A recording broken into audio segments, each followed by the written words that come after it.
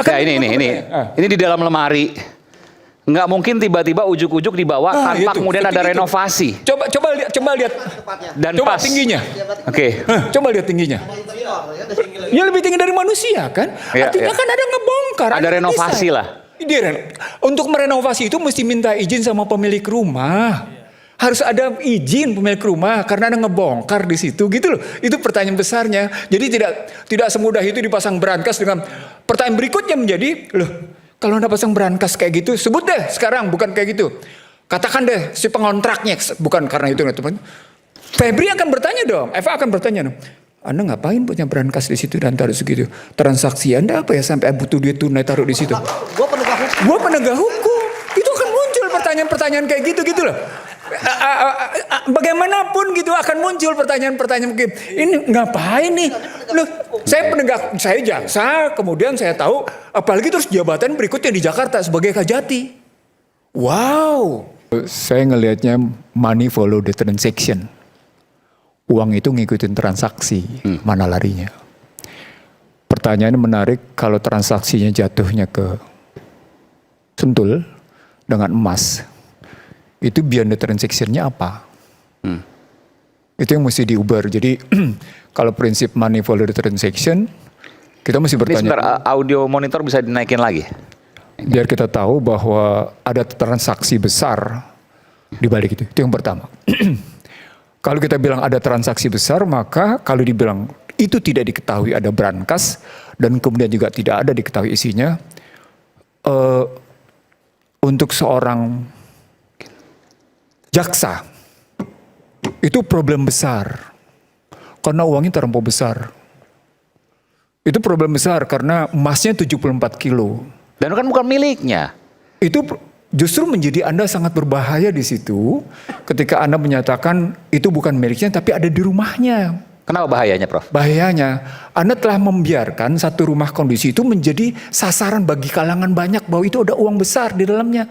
Kan Anda sedang mengundang resiko. Uang yang demikian rupa ada di situ, walaupun di brankas, dan ada emas di situ. Itu kalau kita tahu Sentul, Aiman, pada model klaster-klasternya kayak gitu, memang pengamanannya bagus gitu ya. Tapi pada saat yang sama ketika Anda masukin uang besar, maka Anda sesungguhnya sedang mengundang sesuatu di belakang itu. Nah, maka runtunannya pertama tadi selain money follow the transaction, saya akan ngejar rumah itu sebenarnya statusnya kalau tadi dibilang oleh Febri sebagai bukan tidak lagi ditempati gitu ya. Maka secara sertifikat itu punya siapa? Hak miliknya konkretnya itu punya siapa sesungguhnya. Tadi disebut oleh Yudi, kita mesti juga tanya. Tapi bukan sekedar tanya sama si penjaga. Berangkasnya bukan punya FA, isinya juga bukan punya FA, yang merupakan uang dan juga emas. Nah, disitulah muncul kecurigaan-kecurigaan yang tadi sudah disebut oleh Fitro. Bagaimana Anda membiarkan satu duit sebesar itu dengan dan emas? Gini loh. Anda punya rumah di Sentul. Rumah di Sentul itu rumah mewah. Untuk masukin brankas dengan tinggi seperti itu, Anda ngebongkar loh. Anda ngebongkar loh. Dan tidak sembarang. Itu ngebongkar loh. Nggak masuk akal ini, Man. Sebentar gini. Anda sebut deh, Anda pakai US dollar. Tapi juga ada rupiah. Anda sebut kayak gitu. Kalau jumlahnya sampai 746 miliar, itu Anda butuh brankas seperti itu 1 meter tingginya gitu. Ya, Anda memang harus ngebongkar. Anda harus ngebongkar rumah, ngebobok rumah, nggak bisa sembarangan. Ingat kasus pajak yang akhirnya dia gali karena disimpenin emas segala macam itu. Ingat kasusnya? Karena dia nggak bisa nyimpen lagi sampai dia bangun bunker kan? Oke. Nah, itu aja kelihatan di situ.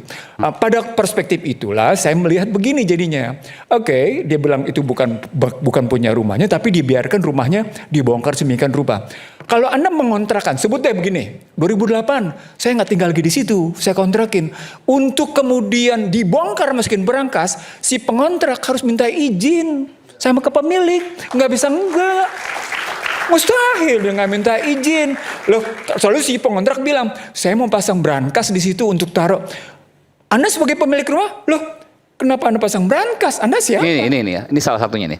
Sebesar ini, ntar kita putarkan coba ya. Oke, silakan. Sebesar ini pasti akan ini coba bisa putarkan lagi. Akan menimbulkan pertanyaan bagaimanapun kalau kalau Anda tampilin berangkas sebesar itu.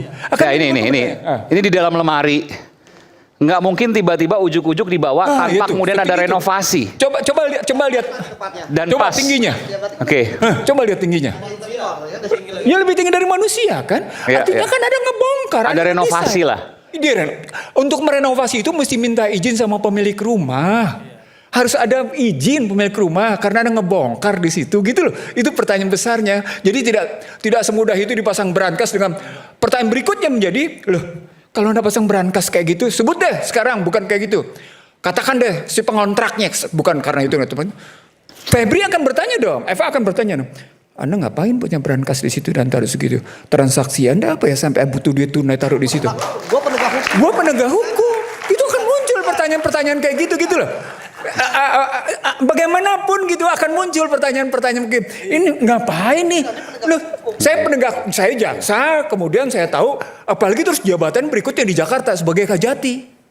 Wow. itu dari situ. Dari situ sesungguhnya pertanyaan saya lebih lanjut. Oke, Anda taruh duit gede. Terus rumusnya adalah money volume transaction.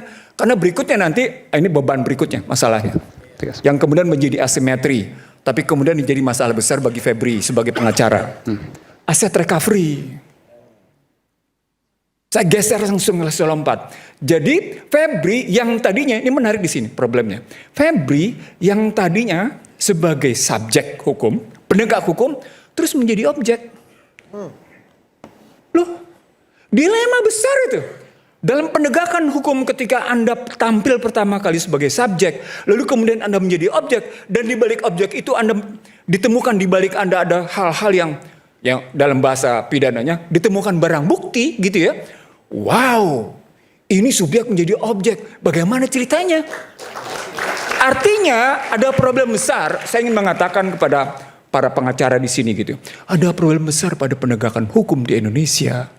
Ada masalah besar di sini itulah yang saya sebut sebagai pergeseran dari subjek ke objek, menunjukkan ada overlapping di sisi lain antara kepolisian sama kejaksaan. Nah, terbongkarlah kasus itu. Itu yang saya bilang juga di berbagai institusi korupsi itu, kecuali di KPK, karena saya tidak pernah bicara dengan teman-teman KPK sejak namanya sejak namanya generasi kedua KPK, gitu ya. Saya ngeliatnya begini jadinya, loh, ini tadi saya bilang sama Anda, ini kok kelihatan jadi urusan korupsi, urusan penguasa nih. Loh, kalau penguasa suka nggak suka sama lo, itu yang saya bilang sama Iman di ruangan ini. Nah, apa kaitannya korupsi dan penguasa di sini, maksudnya apa? Kalau penguasa yang nggak suka, lu gue kriminalkan. Kalau penguasa yang nggak suka, lu gue kriminalin. Nggak, tapi kan di kasus ini nggak ada indikasi. Ada dong, dalam kaitan dengan posisi terjadi sebelumnya dengan BGN. Kan ini nggak berdiri sendiri, makanya kemudian ada kaitan dengan bagaimana kejaksaan pernah dikepung segala macam. Kemudian kepolisian Polda Metro Jaya didatengin. Loh, dibilang ada problem besar. Jadi kekuasaan ini nggak harus istana maksudnya. Lepas apakah itu istana apa bukan, ini ada masalah besar. Tadi saya bilang ada problem perubahan dari subjek ke objek. Beyond that, ada beberapa pertanyaan yang tidak terjawab. Di balik jawab itu, Febri adalah bagian dari PKH. Oke? Ada PKH. Di dalam PKH ada asymmetry information, transaksi-transaksi besar. Itu mesti kita tanya di situ. Kita tanya, kasusnya muncul kemudian Asabri, kasusnya 22,78 triliun. Udah langsung dinyatakan sebagai Febri sebagai tersangka. Kasus Krakatau Steel 66,9 triliun, Febri tersangka. Kasus batubara PLTU 5 triliun. Bersangkutan juga tersangka. Kalau kita jumlahin transaksi seperti ini saya belum tahu lagi bagaimana dengan kasus Jiwasraya, bagaimana dengan kasus yang namanya Timah yang juga gede, karena itu juga di bawah kekuasaan itu. Maksudnya apa nih? Corruptors fight back. Lah, maksudnya apa yang kemudian di situ termasuk BGN tadi yang ditangani oleh Febri, kemudian dia melawan balik menghajar Febri. Nah, kan di sini jadi ada pertarungan reputasi. Ada pertarungan reputasi di antara penegak hukum di sini. Jadi makanya saya bilang money volume transaction itu pada kasus FA tidak bisa hanya dilihat dalam kasus FA, karena ada problem kelembagaan. Problem kelembagaan itu yang disebut sebagai terjadi overlapping fungsi antara Kortas Tipikor, KPK dengan kejaksaan. Oke, kelihatan di situ. Kejaksaan pernah demikian bangga, kami menyita triliunan, digelar ke publik, gitu ya. Oke, tapi pada saat yang sama kejaksaan juga kemudian menangani BGN yang ditangkap pihak tertentu dari tetangga sebelah. Lalu kemudian beredar bagaimana kejaksaan diputerin oleh serangan tertentu pihak aparat penegak hukum tertentu. Lalu kemudian Polda Metro Jaya didatangin sama kekuatan tertentu. Ini ada sandiwara apa ini dalam, kalau dia bilang tadi sandiwara, ada persoalan apa di antara para penegak hukum? Lalu kemudian kita ngurut kasusnya dong. Kita urut kasusnya. Oke, dengan menggunakan money follower transaction, maka kata kunci berikutnya adalah tiap transaksi dari masing kasus-kasus Asabri, tadi sudah disebut oleh Profesor, dari kasus Asabri, kasus Krakatau Steel, kasus batubara PLTU harus dibongkar. Nah, Febri dalam konstruksi kayak gitu dilihat riwayat yang kronologinya. Saya ingin mengatakan begini. Di sini pentingnya kita melakukan audit posisi atas kasus ini secara kronologis, secara benar. Tadi sudah dimulai dengan bagus oleh Febri. 2008 dia meninggalkan Jakarta. Berarti audit harus dimulai dengan 2008. Petanya dari 2008. Pada 2008 itu Sutrimo mulai mendaftar sebagai pekerja. Itu catatannya. Sutrimo mulai mendaftar sebagai pekerja. Itu kan kelihatan. Nah, dari situlah kita lihat berapa lama Sutrimo bersama dengan Febri, gitu ya. Dan berapa lama kemudian kembali lagi. Dan bagaimana ceritanya, itu mesti diikutin dengan habis. Nah, audit posisi ini untuk menunjuk, oke, peta masalah ini sesungguhnya dalam kerangka kronologinya kayak gini. Febri ini, sorry itu sini harus saya bilang, sendiri atau sama-sama? Itu pertanyaan besarnya. Oke, itu pertanyaan kedua. Pertanyaan ketiga, kita akan menunjuk pada posisi negara akan memberlakukan apa dengan cara seperti ini, dengan kondisi hukum yang saya bilang di sini karut-marut nggak karu-karuan, karena terjadi overlapping function. Fungsi yang tumpang tindih satu sama lain gitu ya. Antara KPK, kejaksaan, kepolisian, kayak gitu. Kerangka ini cuma mengabarkan kepada publik. Apa kabar kepada publik? Ya iya, sepanjang korupsi bisa ditutupi dan bagian sendiri tutup. Tapi sepanjang nggak bisa dibuka, dibuka aja bisa-bisaan. Disitulah sesungguhnya ada pihak-pihak yang merasa dia punya otoritas untuk masuk, ada pihak yang nggak bisa masuk. Saya pertanyaan, kenapa pidato kemarin 14 Agustus di sidang paripurna itu Presiden menyatakan itu Panglima sama Polri mengetahui kasus itu, ceritanya apa? Memang cuma sekedar Panglima TNI sama Polri, Kapolri sekedar mengetahui terus diam. Buat saya itu malah berita negatif.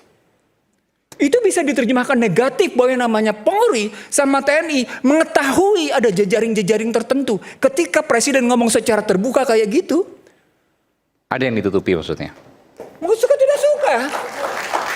Itu kalau diterjemahkan secara terbalik. Tapi kan artinya Presiden bicara seperti itu artinya ya buka dong gitu kan. Bisa. Kalau dibilang buka dong berarti kan mestinya mereka berdua transparan langsung. Bahwa jaringan-jaringan kayak gitu mesti dibuka habis. Nah, termasuk dalam kasus FA. Nah, kalau kemudian kita masuk secara rigid kita masuk ke dalam posisi konstruksi subjek, objek, aset recovery. Maka pertanyaan besarnya, ini asimetriknya.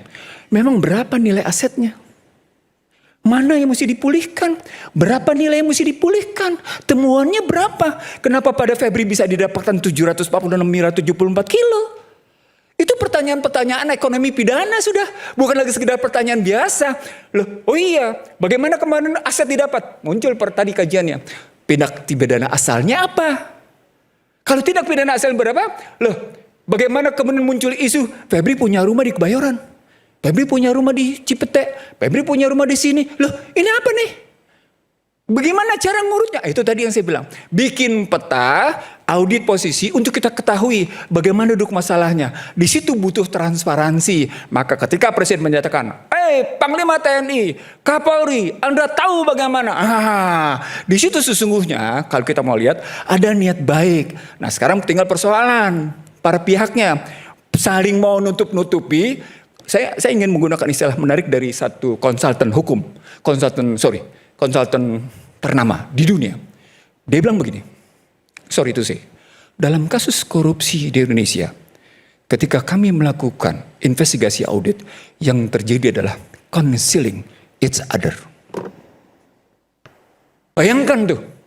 Jadi panggung Indonesia sebagai dunia negara yang korupsi kayak gini, itu sudah terbuka ke internasional dengan menyatakan dari si konsultan tadi menyatakan, dalam kasus korupsi Indonesia, para pihak yang kami lakukan investigasi sesungguhnya melakukan concealing. Apa concealing? Penyembunyian satu sama lain. Saling menyembunyikan, concealing each other. Saling menutupi. Nah itu problem besarnya. Gitu ceritanya Iman. Oke. Dan ketika peta itu kemudian sudah didapat, semua aktor-aktornya akan terungkap. Menurut saya ketika saya melihat itu begini Iman. Saya ngelihatnya pertama dalam keinginan presiden memperbaiki pendapatan negara lewat PKH, gitu ya. Saya kebetulan dengar problemnya sesungguhnya bukan hanya pada persoalan luas yang ilegal, izin yang ilegal. Sekarang pertanyaan, luas yang ilegal Anda putihkan dengan administrasi, value-nya berapa? Value-nya berapa? Asimetrik nggak? Asimetrik. Asimetrik itu artinya Ada sesuatu yang tidak jelas bagaimana menakarnya. Begitu juga yang namanya perizinan yang ilegal pada tambang. Sama, ada juga yang asimetrik di situ. Begitu juga pada sawit. Bagaimana ceritanya? Tiga-tiganya kayak gitu. Nah kalau kita ambilnya begitu, cerita tentang PKH kayak gitu. Maka pertanyaan berikutnya.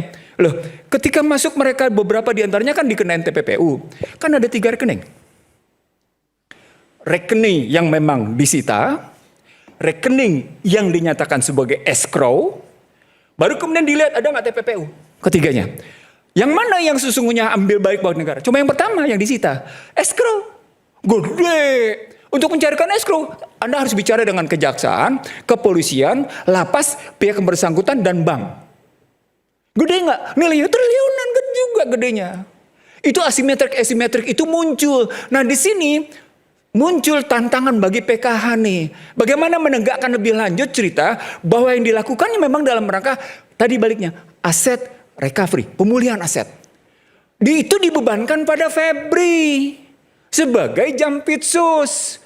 Ulang, itu dibebankan pada Febri sebagai jampitsus. Nah, ketika Febri berperan sebagai jampitsus untuk memulihkan aset, enak dong dia.